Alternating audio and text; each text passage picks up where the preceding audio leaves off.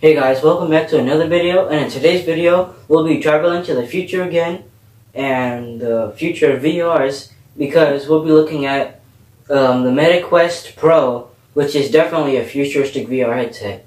So stay tuned until after the intro and I'll be doing a full review on it.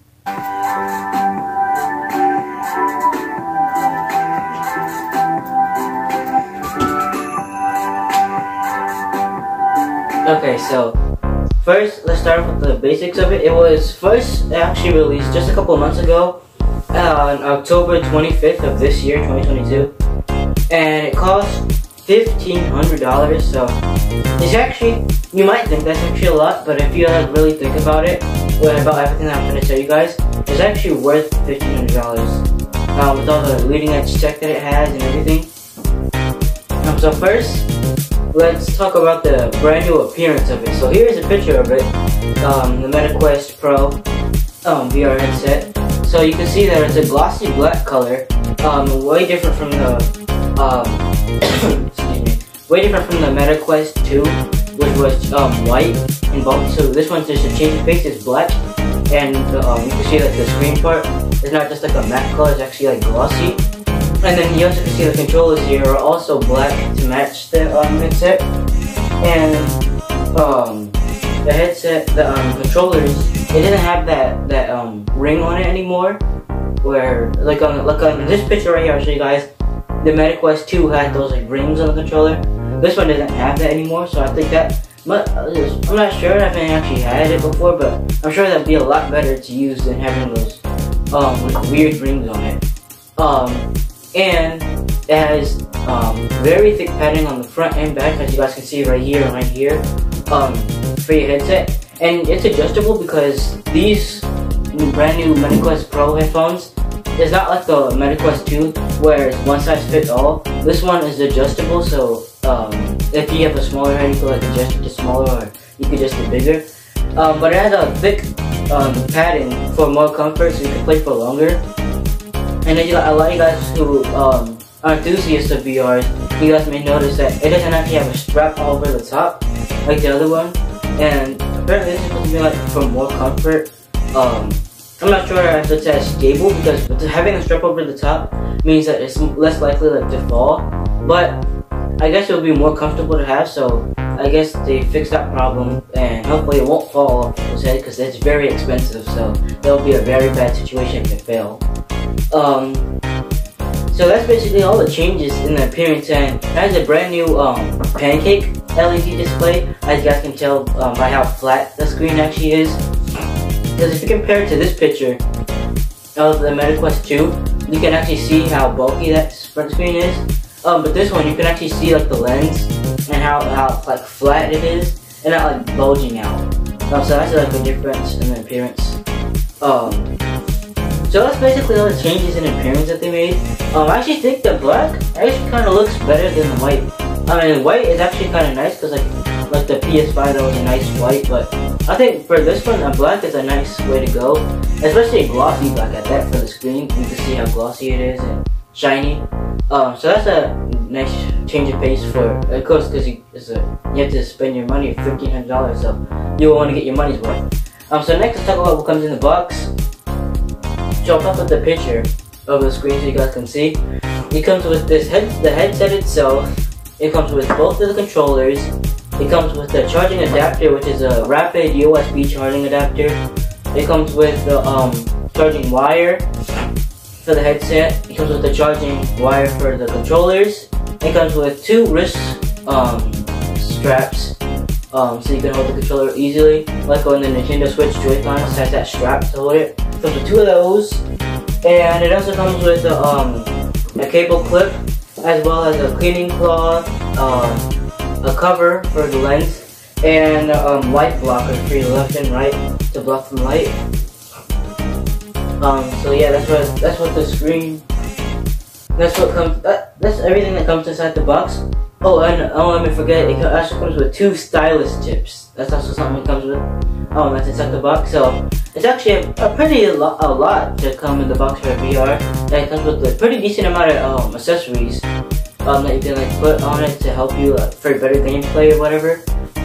And I think that's like actually pretty nice that they did that. Instead of just putting in like the headset, the charger, and the controllers like any other game that you would get. It actually comes with like some different accessories. Yeah, and that's to be expected because of the price range that it comes at. But that's a nice little touch that they added. So let's talk about the features. So it has actually a lot of cool features and upgrades from the previous model. And the first one is full color transformative reality view, so you can be able to see like the real world as well as the VR world at the same time. Mixed reality, that's what it's called, and it has full color, so you'll be able to interact with like the things around you as well as like the real world, but you're still like seeing virtual reality, like stuff like that. So it's not like just full virtual, it's like mixed reality is what they call it. And so like that's another good cool feature that they actually have. The next cool feature that they have is expression tracking, and this is really cool. So there's like a sensor inside of the headset, the VR headset, which it tracks like your emotions, like say even your eyebrows, your eyes, your mouth. It tracks your expressions. And it matches it to your avatar in like your VR game or like whatever you're doing. So like if you're like smiling or something, like it matches it, and I think that's actually kind of cool. So you can be able to like, connect more and have like more control of your VR character, and not just seeing like your hands. You can see like your whole body and stuff like that. And that'd be like, that's like really cool that you get to do that. And how you have your expressions, and it's not like just like game set expressions. Like you pick this face and that's the face it's stuck with. Like say you were playing like Roblox, you like choose your face.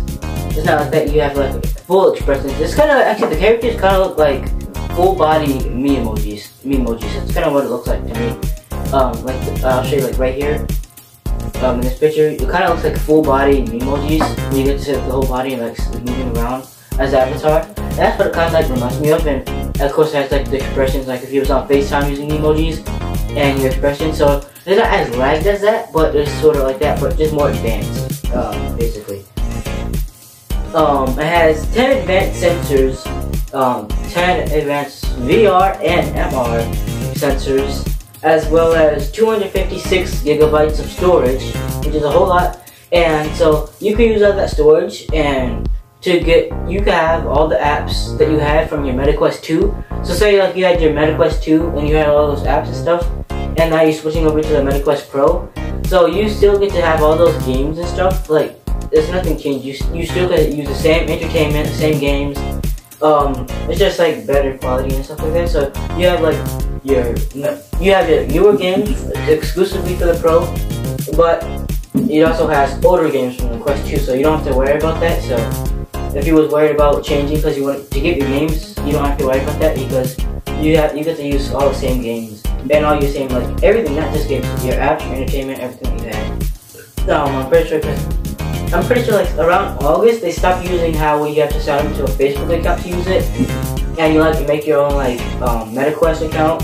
So I'm pretty sure if you log into that same account, all your stuff will be there, except you're just using a different VR system.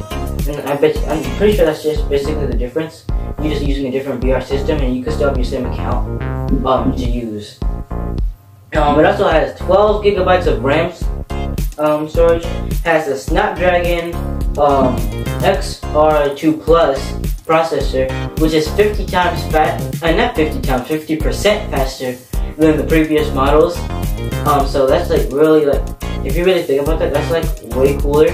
And because it's like virtual reality, at first like without all this like upgrades, it still looks like sort of a game, but then it's like more realistic is basically what they're trying to get it to do. So when you have like 50% faster, more pixels, all this other stuff that they're adding, just to make it like more realistic, and that's kind of cool that you get to like experience that using the VR headset and like still interact with the real world and like just like making it really realistic.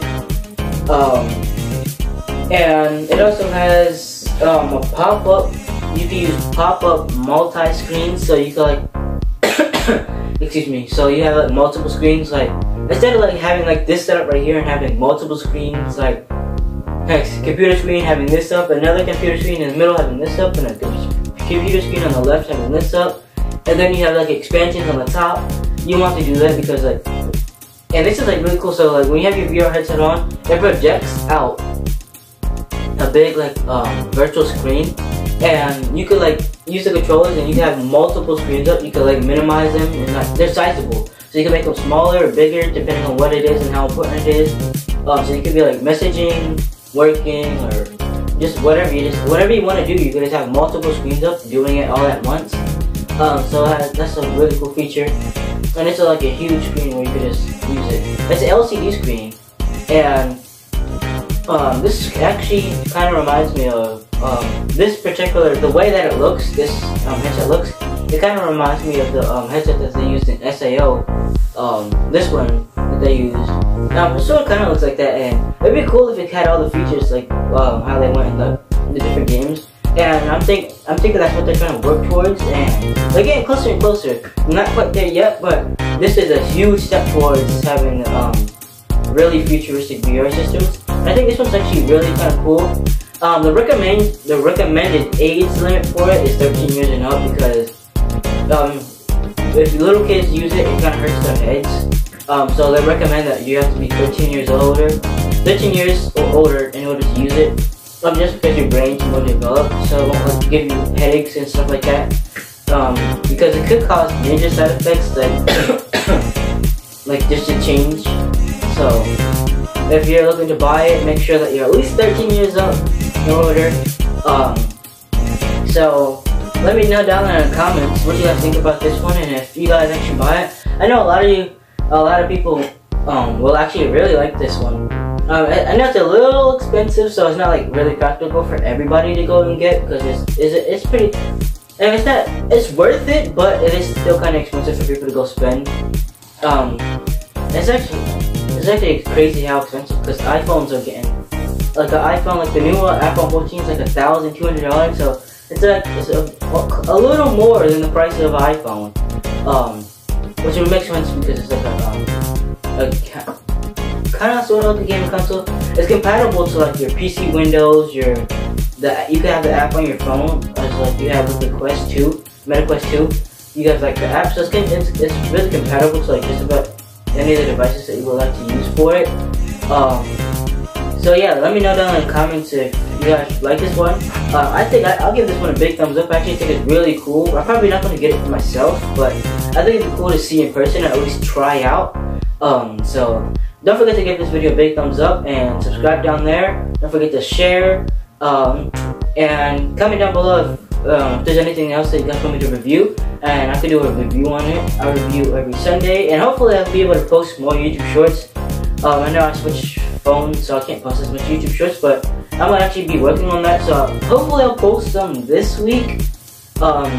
But I do post little videos. They're not shorts, but they are little short videos, so go check those out. I posted 3 so far. One of them just a little skit, but be sure to go check that out. And that's all for today's video. See you guys later. Stay safe. Peace.